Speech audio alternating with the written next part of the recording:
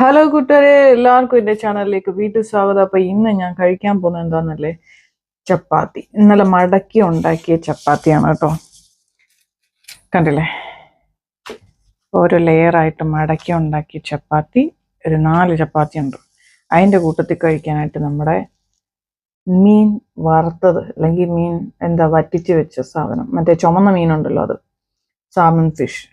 ചപ്പാത്തിയും സാമൺ ഫിഷും, പിന്നെ അതിൻ്റെ കൂട്ടത്തിൽ കുറേ സാലഡ്, പിന്നെ എനിക്ക് ഒരു ഡിസേർട്ട് ഉണ്ട്. നമ്മുടെ ചിയ പുഡിംഗ് എന്നൊക്കെ പറയാം, അതുപോലെ ഉണ്ടാക്കിയ, അല്ലെങ്കിൽ പായസം പോലെ. അപ്പോൾ ഇത്രയാണ് എനിക്ക് ഇന്ന് ഉച്ചയ്ക്ക് കഴിക്കാനായിട്ടുള്ളത്.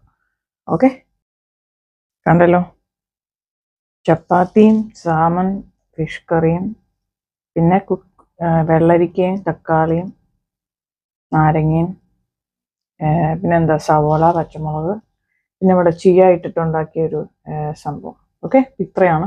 അപ്പോൾ കഴിച്ചു തുടങ്ങാം നമുക്ക്.